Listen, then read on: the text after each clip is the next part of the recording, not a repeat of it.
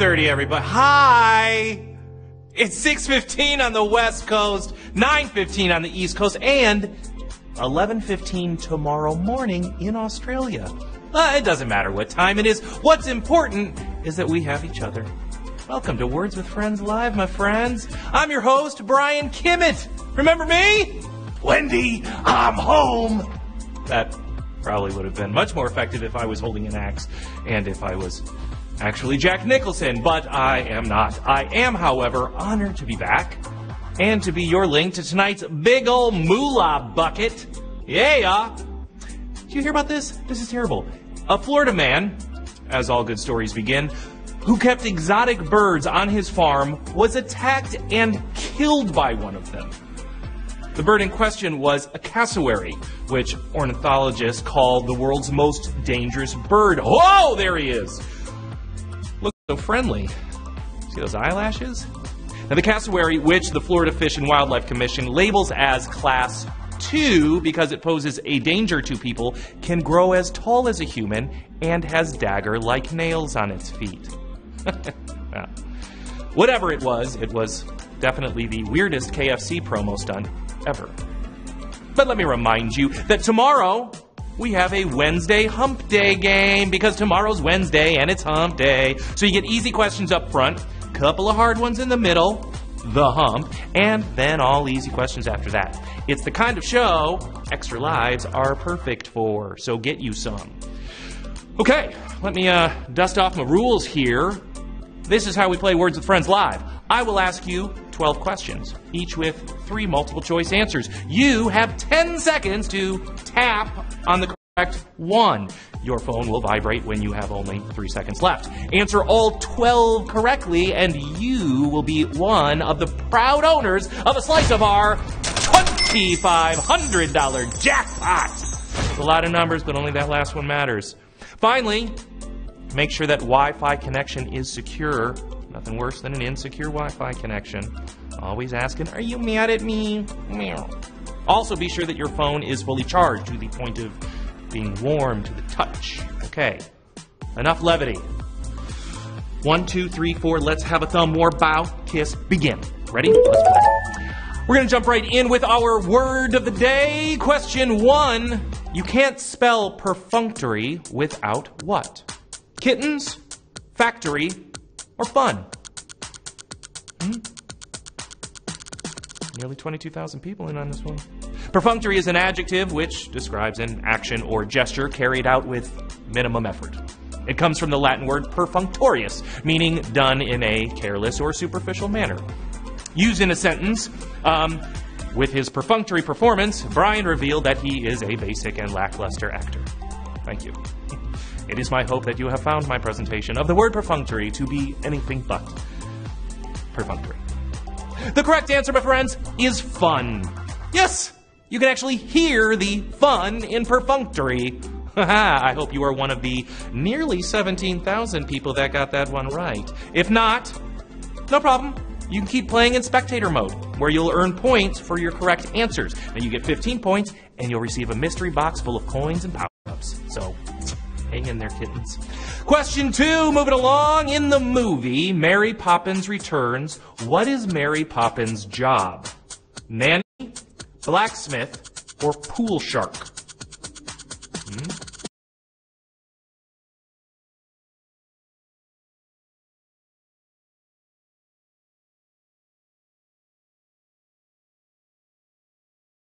After stepping on a protruding nail on the stairs. Ouch! But also, what? I'm sorry, you can take all this time to set up an elaborate matrix of red lights, but can't pull up a nail with a hammer? Come on. Blunt, you're better than that. End of rant. Correct answer, nanny. Nanny, we knew that. Now, in my heart, I truly wish she was pool shark. But pool shark isn't really a job. It's a side hustle at best. But word on the street, they are making another sequel, wherein Mary Poppins, part of a dance crew. It's called Mary Poppins, Poppin' and Lockin'. In theaters fall 2020. Over 17,000 people joining me at question 3. What type of insect is pictured here? Rhinoceros beetle, praying mantis, or ladybug? Usually, since this is a word-based game show, we deal a lot with the study of word origins or etymology. Now, we've got a question about insects. So we've gone from etymology to entomology. Perhaps we should celebrate by enjoying a cake from Entenmann's. Now that's an entirely enticing enterprise. Okay, I'm done. Sorry. That was bugging. Bugging? The correct answer is ladybug. I got a million of them. If a ladybug lands on you, it's considered good luck. Unless that ladybug is on fire. And that would be bad luck. Also, Ladybugs was a 1992 Rodney Dangerfield film in which he coached a girls' soccer team, and believe it or not, those girls, they showed him no respect. Question 4, over 16,000 still in it to win it. What is the correct way to write the word or phrase meaning a point of entry or beginning? Threshold, threshold, or threshold? Might have given it away with my pronunciation. Now, threshold is not to be confused with the cage inhabited by soft-plumaged birds. That's a thrush-hold. Also, threshold is different from the illegal wrestling move wherein one squeezes the loose skin of their opponent's underarm area. That's a flesh hold, and threshold is in no way related to the service I pay extra for at my dry cleaners. That's called a threshold. What? That's 3. I do more, but rules are rules. My friends, would you like to know the answer? Yeah, you would. Well, the answer is threshold. 1H. Yep. The tradition of carrying a new bride over the threshold comes from ancient Rome. They thought that this would keep the bride's family demons from entering the new home. Sounds to me like the grooms didn't want their mother-in-laws moving in. High five, anybody? Gonna get in trouble for that one. Question 5? Why, yes, let's. Which of these 90s movies does not take place in a dystopian future Earth? Tank Girl, Waterworld, The Birdcage.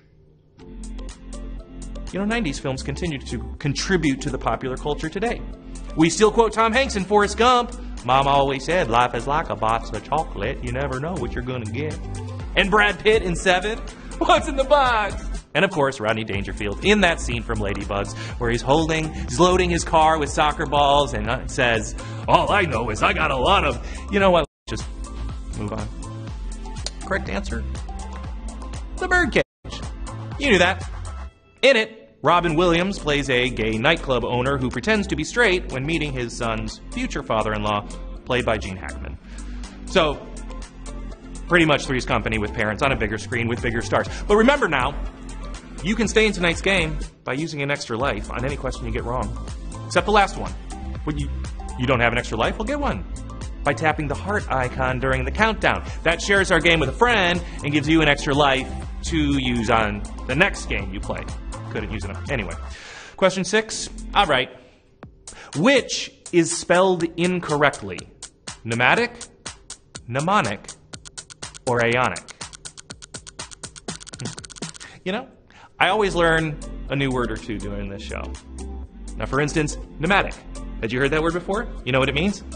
I can tell you, because I have a dictionary app on my phone. Pneumatic, of, relating to, or of the nature of pneums. Okay, I'm not sure what pneums are. So here, let's try aeonic. Aeonic, of, relating to, or of the nature of aeon. This is not a great app. Correct answer is, mnemonic. Got it back. Yep, it's spelled M-N-E-M-O-N-I-C. A mnemonic device is a learning technique that helps us to remember something. In fact, here's a mnemonic device to help you remember the spelling of mnemonic. It starts with an M, then goes to N. Emo. Nick. You're welcome. You will never forget that now. Mnemonic. Question 7. Yes, let's. There has only been one U.S. president with what? A belief in Catholicism? A beard? Or no prior public service? We've had 45 presidents. They've come in all shapes and sizes. William Howard Taft was famously enormous. He was 6 feet tall, weighed in at 350. Meanwhile, James Madison was 5'4", never weighed over 100 pounds. which is crazy when you consider that he was married to Dolly Madison, who, of course, had a bakery named after her. Sounds like a little Jack Sprat situation to me, but what do I know? I know the answer. The answer is a belief in Catholicism. Yep. John F. Kennedy was the only Catholic president. 6 presidents had no prior public service experience, and only 5 had beards. Who was the first one with the beard? Why, good old Abe Lincoln. Yep. And that's why he's often referred to as the first hipster. Question 8. What did the 1950s slang phrase, made in the shade, mean? A hot piece of gossip, a person with ulterior motives, or things are going well for you? I think I may have been born 40 years too late. Because I love so much about the 1950s. You know, it was just a simpler, more innocent time. And how great would it have been to hang out on the bleachers with John Travolta? And then you break into song with him, while on the other side of campus, all the girls are singing with Olivia Newton-John about the summer fling she had with him. Man, that must have been just unreal. What? Oh, the answer. The answer is, things are going well for you. Yeah, made in the shade. Now, while made in the shade rhymes, it's not as crazy as Cockney rhyming slang. Oh, yeah. In the UK, instead of saying, walk up the stairs, they say, walk up the apples and pears. Sometimes they just say apples. I am so glad we won that war. Question 9. Whew, we're cruising right through. Which of these people is a word master in the Powerful Poet Solo Challenge in Words with Friends? 1. C.C. Pleasance. 2. E.E. Cummings. 3. B.B. Gunnings. Each of these people use initials instead of full first names, perhaps to keep their anonymity as poets. This practice is very popular among writers such as J.D. Salinger, T.S. Eliot, and among actors, most notably, there's Carol Christine Hilaria Pounder, or as she prefers to be called, C.C.H. Pounder. If you ever meet her, don't make the same mistake I did, okay? It's embarrassing, but come on, honestly, I thought C.C.H. Pounder was a menu item at Burger King. Correct answer is E.E. Cummings. In other news, after this game, head back and play our brand new Powerful Poet Solo Challenge. You match your skills against the Powerful Poets Wordmasters, beginning with our dear friend E.E. Cummings. There he is. That's exactly how he looks. It's uncanny. Question 10.